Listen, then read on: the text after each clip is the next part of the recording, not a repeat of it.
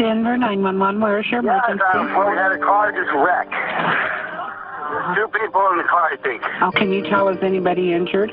Yeah, they're really jacked up. I mean, the lady looks dead. The car crash happened on November 17th of 2009 on a dead-end street in West Denver. It was about 1:40 in the morning. There was a loud bang outside.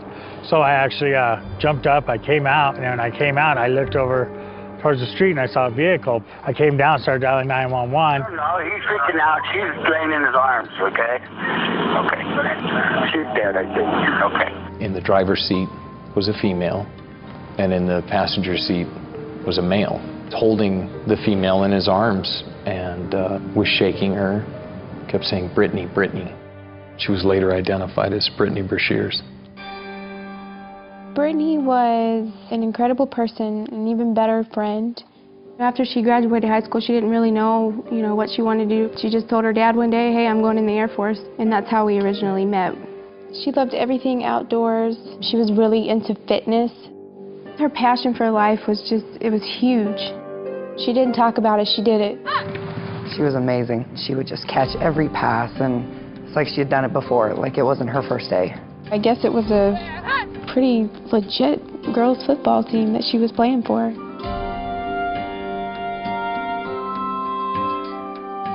Brittany Brashears is my older sister. She got to be one of my best friends and my role model. You miss her? Oh, every day.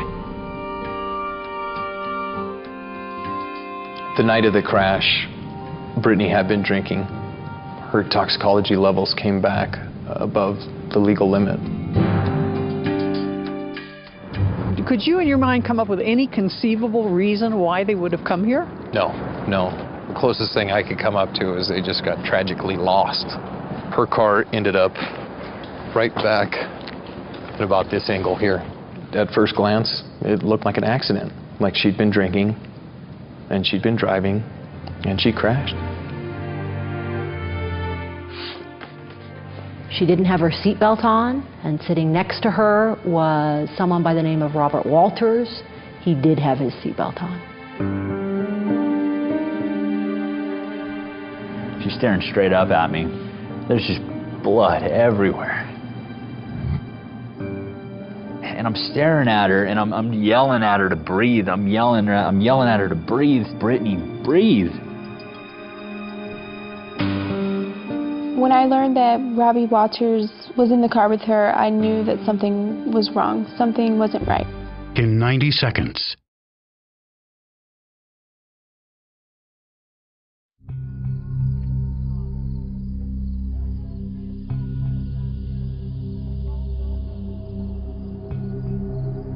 I got a phone call in the middle of the night, 2 o'clock in the morning.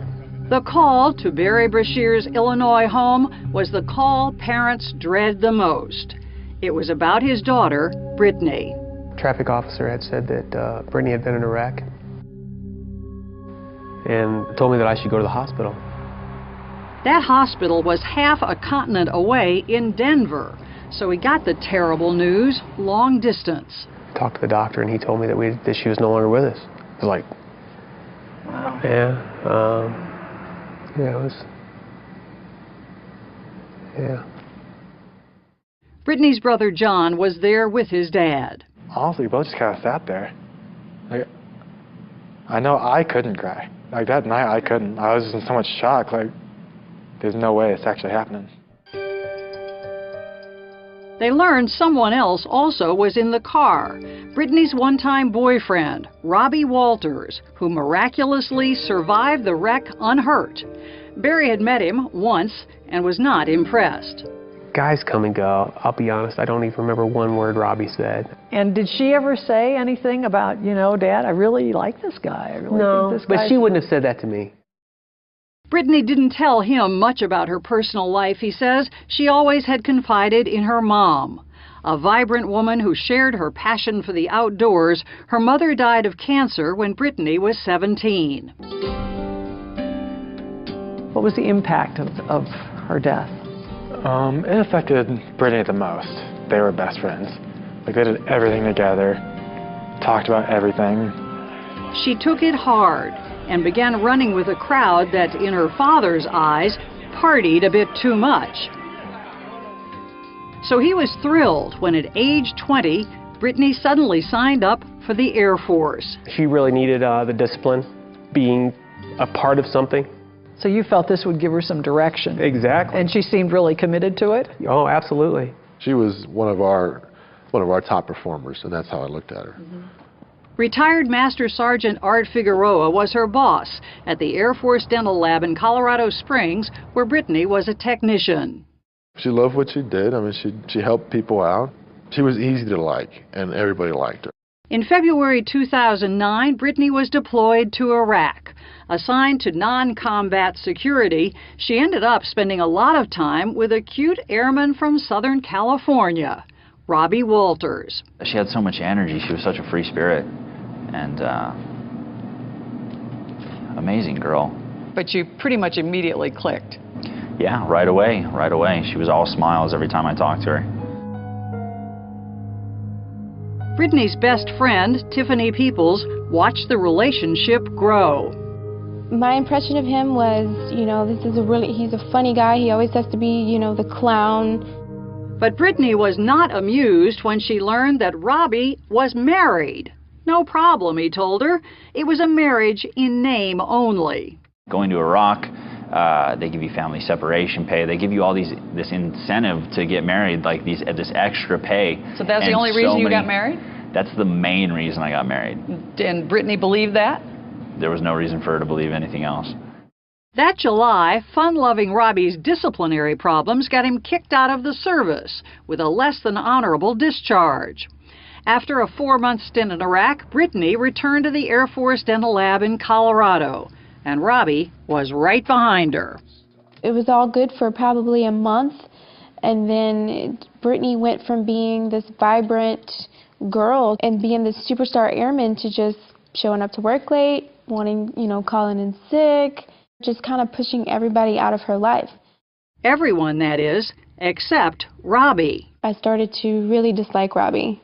What kinds of things was he doing? He would do crazy things like park her car in the middle of a 4-lane in traffic with her in the passenger seat, take the keys out and run, with her sitting there in the car. Robbie denies ever doing that, but contrary to all his assurances, his marital status was a problem.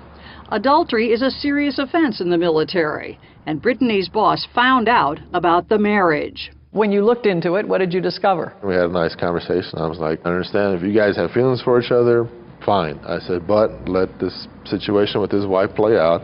When he's away from her, they're divorced, and then maybe you can pursue a relationship. But anytime in between now and then, I said, it's not legal, so I suggest you not do that. Still, the affair continued, on and off. It was always the same thing. I want to get out of this relationship. It's not good for me. But just in a matter of a couple days, they'd be back together. And I asked her 100 times, why are you doing this to yourself? Why are you staying in this relationship when you know it's not healthy? And it was, I love him. I love him. Then, on October 24, 2009, just 8 months after they'd met, an overheated argument outside Brittany's home turned into a physical fight. Brittany ended up with bruises, and Robbie ended up with a few days in jail. Sergeant Figueroa issued a formal no-contact order. Now, if Brittany saw Robbie again, the Air Force could kick her out. And she had told me that she had broken up with Robbie. He was coming to get his stuff. He was moving back to California. She was completely done with him. She was ready to move on. 3 weeks later, Brittany, always an athlete, had a new passion: football. She signed up to play in an all-female league. The night before her team's photo shoot, Robbie sent her a text, begging to see her just one more time. He knew her weaknesses. They were close enough to where he knew what to say, what button to push to get them to meet up. I think she loved him enough at one point where she would honor what he said this one time, and then everything would be okay. She could not have been more wrong.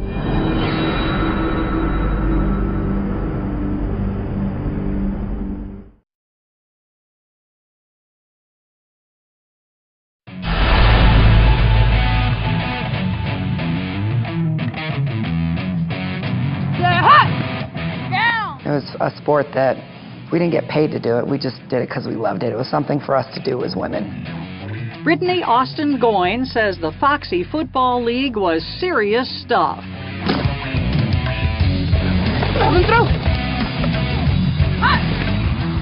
It's 8-on-8, and it is full-on tackle football. We had helmets, we had mouth guards, shoulder pads. It was awesome. As team captain, she was delighted when another Brittany Brashears, signed up in 2009. She seemed so dainty. She just looked fragile. And then when practice started, Brittany was a natural. She was very athletic. Very much so. On November 16th, both Brittnys drove to Denver for the team's publicity photo shoot.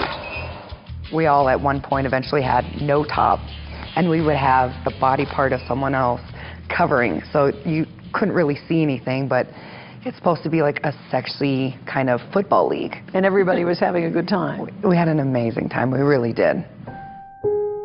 Not everybody. Although the shoot was supposed to be closed, Robbie Walters tagged along. He was kind of hunched over, kind of covering his face like this. You know, he had his phone in his hand, and he kind of looked like he was like shaking or panting or just, you know, when you kind of laugh.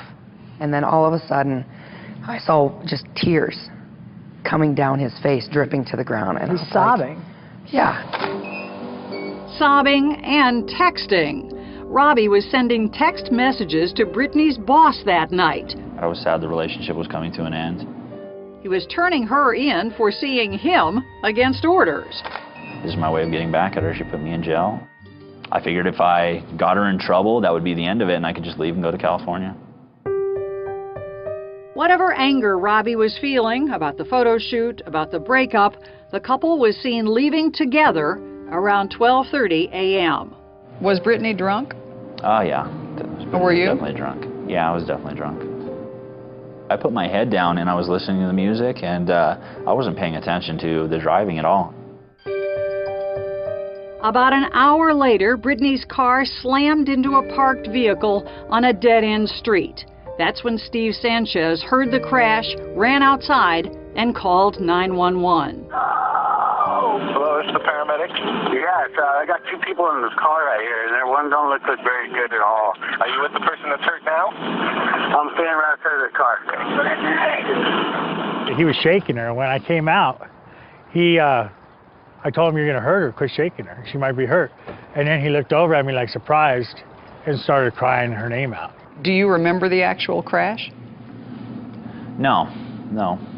Why was she off the freeway in this strange neighborhood? I don't know. I don't even know where we're at. And you were asleep? I wasn't asleep. I was in the process of going to sleep. I was slipping into unconsciousness, definitely.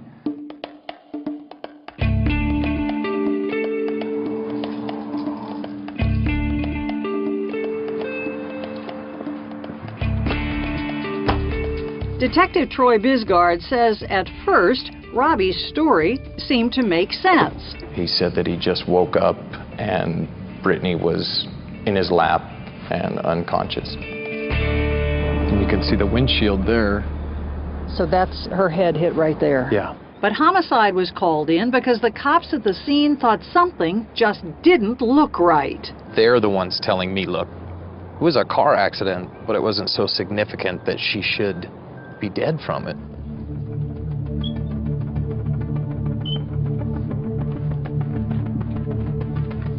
Medical examiner John Carver was baffled. Here's this accident. I don't understand why this person is dead, but maybe the toxicology will show something. Brittany's blood alcohol level was over the legal limit, but only barely. There were no drugs in her system, and she didn't hit the windshield all that hard.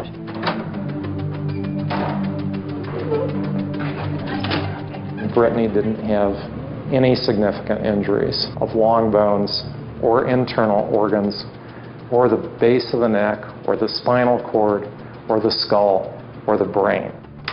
The injuries Brittany did have weren't what Carver expected to see. There's extensive bruising around her temple and over her right cheek.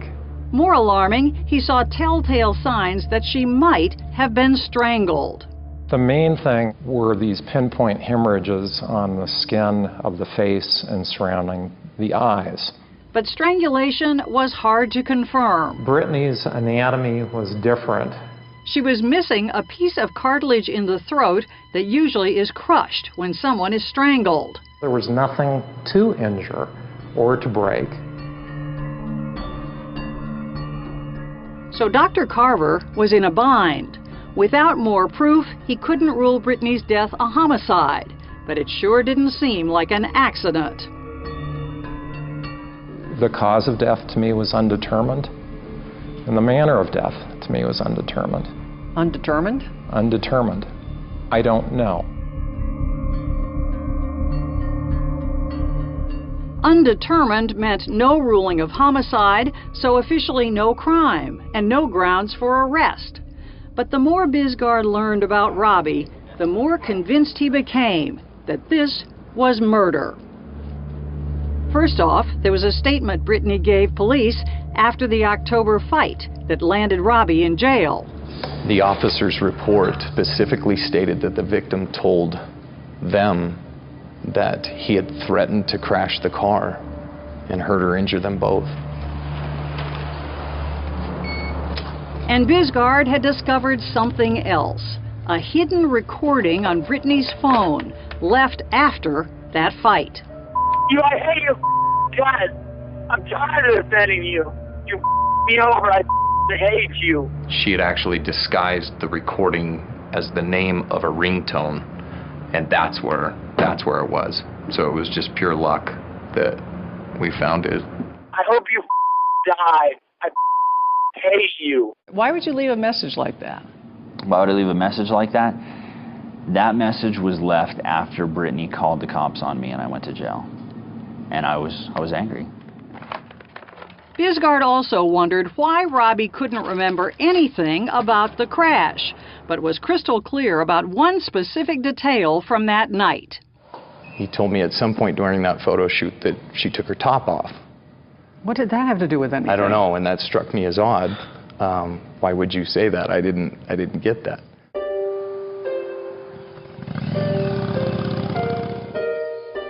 In his grief, Brittany Brashear's father, Barry, was confused. So when you heard that she had not been wearing a seatbelt? Oh, that was absolutely a red flag went up. She would never move a car without putting her seatbelt on. Never. You were convinced that he had had something to do with it. That he had some, she was dead because of him. To what extent, I had no idea what. Barry soon was urging Bisgard to keep investigating, find something.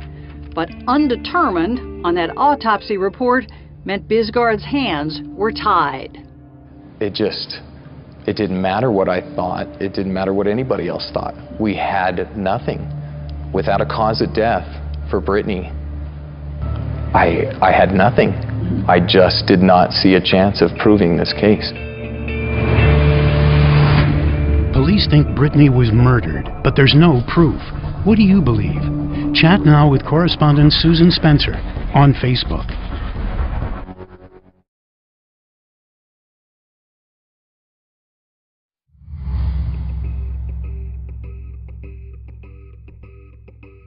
It may not be everyone's idea of a dream wedding outside a parking garage in the dead of winter. I now pronounce you husband and wife.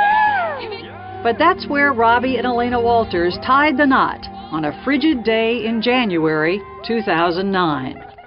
I was like, Elena, I love you. You're my girlfriend. We've been together for several years. If I get married right now, I can get paid more before I go to Iraq. And she was like, well, I don't really want to get married for money. I want to get married because I love you. And I was like, well, I love you. Days later, the groom was deployed to Iraq, where he soon would both lie to and cheat on his wife, Elena, whose face we've agreed not to show. You're finally insane.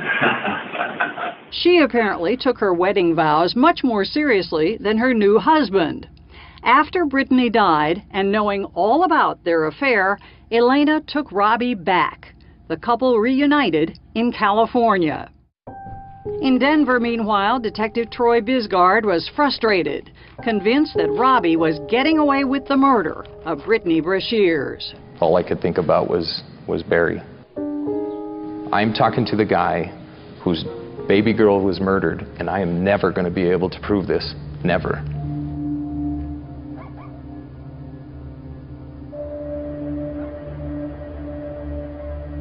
Then, 4 months into the investigation, Bisgard got word that Robbie had had a big fight with his wife. Looking for any possible shred of new evidence, he gave Elena a call. And I said, it's time for you to tell me what you know. And what did she say?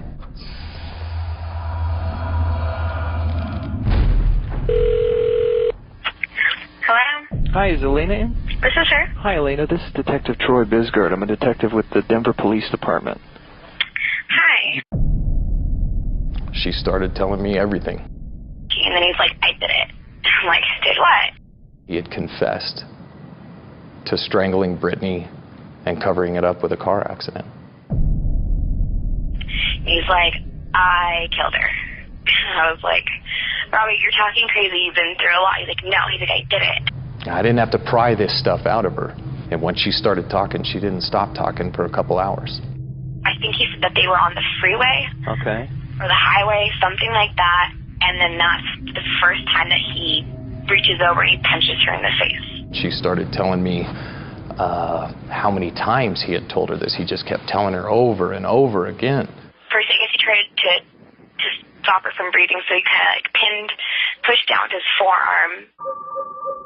Elena was in a quandary, reluctant to believe that the love of her life was capable of murder. He's always had an imagination. He's always been different in the head, so it's hard to think that this is this person that I know, who I've known my whole life. Something like that, right, right. And as she unburdened herself, she dropped another bombshell. One night I had my phone, it was in my boot, and I turned it on, I hit the record, and I got about a good 20 minutes of him talking about the whole entire thing. With her cell phone, she had captured these grainy, fuzzy images and Robbie's confessions more than a dozen times. Did you grasp the volume of this and what she's talking about? I don't think I grasped him at that point until I heard him, his voice, on those recordings.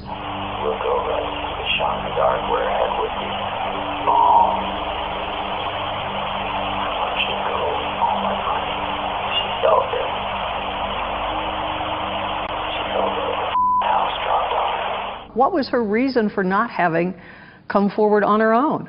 She's hearing this information from Robbie, yet in her mind, there's no detectives beating down her door. She's hearing her husband confess to murder. She's talking to his friends. In fact, at one point, a good family friend of theirs says,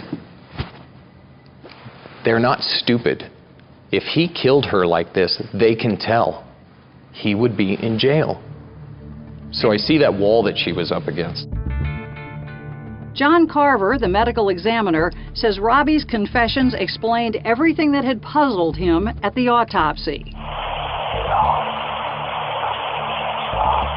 The fact that most of the bruising on the right side of the head fit very well with his descriptions of punching her several times from the passenger side.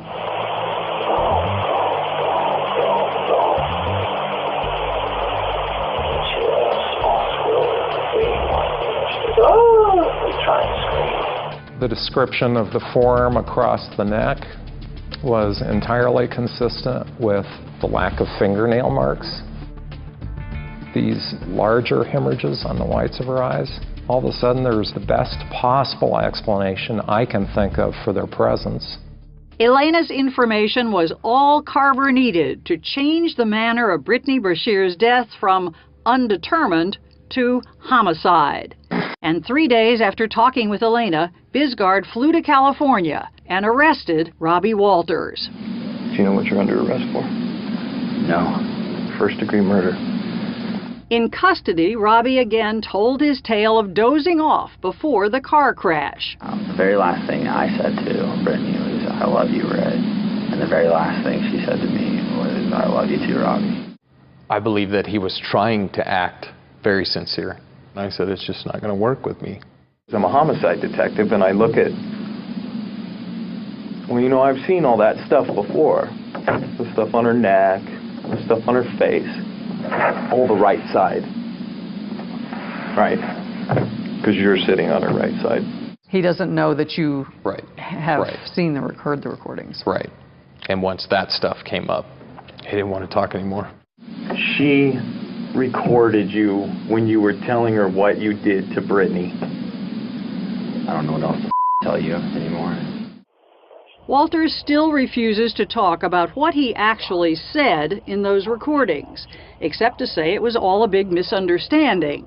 He claims it was Elena who started the whole thing. She would come over with these accusations, and then there were times where I just agreed with her to get the conversation to end. If I just was like, yeah, Elena, you're totally right.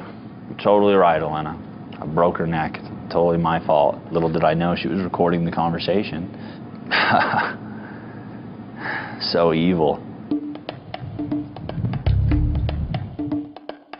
Prosecutors Phil Geigel and Helen Morgan now had plenty of ammunition to build a case around Robbie's own words. Brittany, I never once thought about killing her, ever, until she took her top off that night, and I was like, I'm killing her tonight. When he got in that car, I think he confronted her, and for all that we know about Brittany Brashears, we know that she's her own woman. I can imagine her telling me it's none of his business anymore.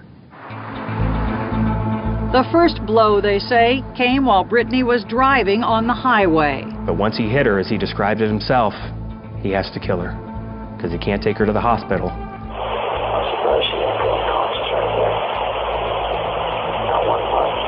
Robbie took control of the car, stopped someplace, and continued the assault.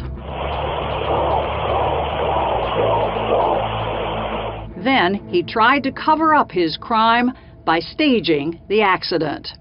So he turns into this very dark street, gets in the passenger seat himself, puts his seatbelt on, unclips her, puts her back to where she was, and then he guns it. Did that ever happen? Do you think that even sounds logical? Did that ever happen? No. Do you think that even sounds logical? I'm asking you, did you kill her? No. Robbie Walters was sent to a Denver jail to await trial, and even then prosecutors believe he was scheming for a way to avoid punishment. He is a dangerous, dangerous man. And this time, they say, he had his sights set on the state's star witness, the woman who betrayed him. No question, he wanted her dead.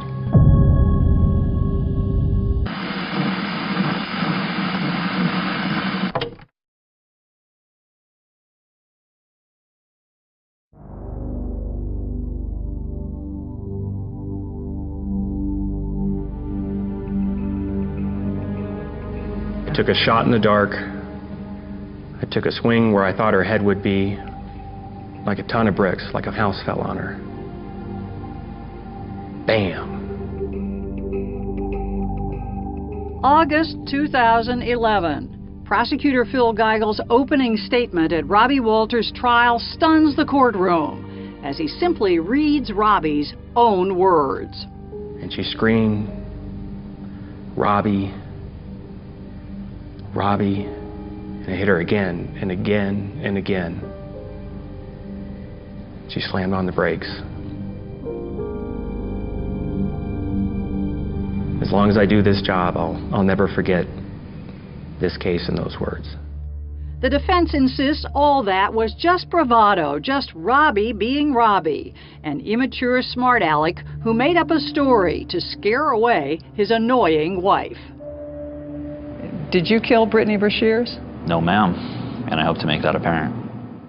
What was it like to walk into that courtroom and see Robbie Walters sitting there? Oh, you don't know how bad I wanted just to go hit him. Just go hit him. Just like he, boom, how does that feel? Didn't see that one coming, did you? Oh, it was so hard.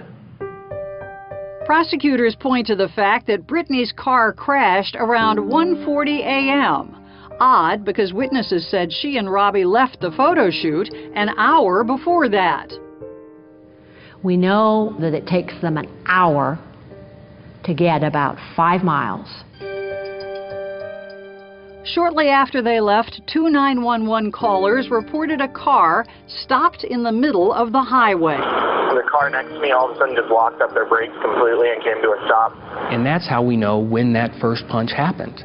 There is some physical evidence, notably blood spatter in the car, a sign that Brittany was bleeding before the crash, says state expert Jonathan Priest. Had she been involved in a traffic accident where she moves forward in the car and hits her head on the windshield, the first injury that can cause bleeding is this impact with the windshield. Yet there is blood that is in the car that has to occur before she hits the windshield. And those two places are the airbag and the dashboard. Predictably, the defense's blood experts argue just the opposite. But this is not a forensics case. This case will rise or fall on Elena. And she's had a long, complicated history with Robbie. Again, no idea what to do, no idea what to say, no idea if to believe it or not. Before the trial, when Elena spoke with police, she told them that while Robbie was confessing to murder, he was also threatening her. How does he threaten you? Telling me how he'll kill me if I say anything, how he's done it once before, he'll do it again, how he'll just punch me in the face, and how he'll snap my neck. I'm so close to killing you with Unreal. I want to punch you in the face so bad. Despite that, Elena stayed with him. Even when he was in jail, awaiting trial, she took Robbie's calls, apparently eager to believe that he simply made it all up. I wish you never recorded me, and I wish you should have never told me any story that was never true, because that was not cool to do to me. She loved Robert Walters, and that's beyond dispute. She was in her early 20s. She'd been with him since she was in high school. He was all she knew. Robbie, I love you. I love you so much. You're going to be given an opportunity to prove that. You can see Robert Walters evolving. You see his plans evolve. At first, the prosecutors believe, Robbie thought he'd just control what Elena would say when she testified. I think initially he would say things along the lines of just tell him I was drunk or something like that. They say then that his plan grew more sinister, that Robbie enlisted a fellow inmate to help him arrange to have Elena killed. He thought this was really going to happen? Absolutely. Robert Walters is the smartest guy in the room in his own mind. That inmate turned state's witness in exchange for less prison time, and Robbie Walters was charged with another crime, soliciting Elena's murder. Remarkably, Robbie still seemed to think she'd stick by him. Elena, I hope you don't believe anything that these people are saying. I don't know if they're... Sorry, I don't believe any word that comes out of your mouth. And by the time Robbie stands trial, there is no doubt Elena is firmly on the state's side. Probably like the second most painful thing that I've ever had to go through is watching Elena get on the stand and just cold-blooded, no emotion, totally heartless, didn't even look at me, not one time. Even when they said, point out Mr. Robert Walters, she didn't even look. She said, he's over here. But she can't be trusted? No, she was like a puppet. What was her motive? For lying? That was, revenge for sure. I fell in love with someone else and broke her heart. Just broke her heart, tore it to pieces. And you think she would have cooperated if he'd been nicer to her? I think she would have done everything in her power to convince herself he didn't do it. What gave her the most trouble? Explaining why she stayed over and over and over again. Through it all, Elena finds an unlikely new friend, the father of her one-time rival. Very, very good girl. Very, very much so stuck in a bad place. I'm glad that she did what she did, but if she was my daughter, I would have wished she would have just got the hell out of there and not worried about recording how Brittany Brashears was dead. Robbie Walters does not take the stand. His attorneys argue the medical examiner got it right the first time. The cause of Brittany's death just can't be determined. But now it's up to the jurors. In the middle of the night, do you think, could 12 people walk this man? Yeah. Oh my God.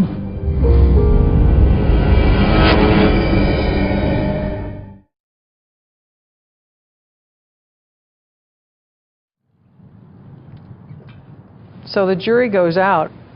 There you are, right? You're just waiting. What was that like? It's terrible. The hours tick by as the jurors deliberate Robbie Walters' fate, and Barry Brashears steels himself.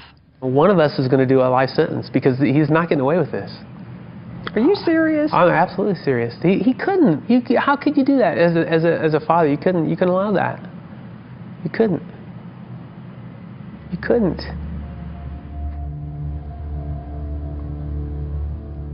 2 days later, the jury finds Robbie Walters guilty of murder. Do you remember the second that you heard that word? Guilty. Just instant relief. Were you shocked when the jury came back with guilty? Oh, definitely. What was that like? Definitely. Totally hopeless, helpless. Robbie does score one small victory. Jurors acquit him of conspiring to murder his wife, Elena. No question in my mind that Robert Walters solicited Elena's death. I understand that 12 people who haven't been living it the way you've been living it say you have not met your burden, and I respect that. But for practical purposes, the murder conviction is enough. Walters is sentenced to life without parole. You know, you don't want to say, yeah, and cheer, because it doesn't really change anything. I mean, my daughter's not going to come back. Brittany's brother, John. Is there a part of you that feels like justice was served? I mean, maybe a little bit, but no. Not when you don't have your sister, right? Right. Yeah. They're great people. My heart goes out to them. They have a loss that can never be filled. Detective Troy Bisgard admits he got lucky in this case and shudders to think what might have happened had things gone just a little bit differently. Had her neck, in fact, been broken by that impact, you would have had no case. No, absolutely not. Because you couldn't have proved it wasn't an accident. It most likely would have proved that it was an accident. With that on the windshield like that. Yeah. Robbie has nothing nice to say about Detective Bisgard. And what specifically did Bisgard do that you felt was unfair? Oh wow, there's a list. The guy's just a villain. This guy goes behind the scenes and he just twists everything up. He gets Dr. Carver to change his autopsy. He flies out to California, convinces Elena that I tried to have her killed to get her to testify, because she wasn't going to testify originally. As for Elena's recordings, in California it is usually illegal to record someone secretly. Robbie believes the Denver trial judge should not have made an exception to allow the recordings in as evidence. I think I've got a really good chance of getting a retrial on appeals because of the illegal recordings. Would Robbie Walters be in prison today if he'd kept his mouth shut? No. Nope. No. Robbie Walters convicted Robbie Walters. Thank you, Robbie Walters. Elena is now divorced from Robbie. My sense is that she may have moved on. Oh, definitely. Definitely. Nobody knows where she's at. And I really hope that Elena's watching this. I'm sorry. I'm sorry for breaking her heart. But I'm not a murderer. Elena had known him since childhood, but Brittany's tumultuous time with Robbie Walters was far more brief.